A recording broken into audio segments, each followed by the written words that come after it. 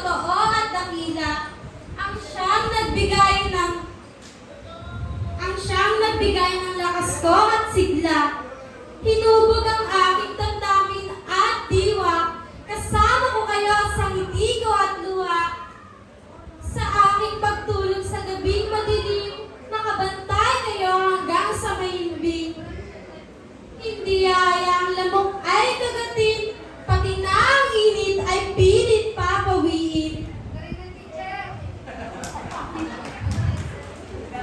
At sa aking paggising, nakangiti kayong sasalubong sa akin. Hindi na't maliit ang sakripisyo nyo, simula nang ako ay maging isang tao,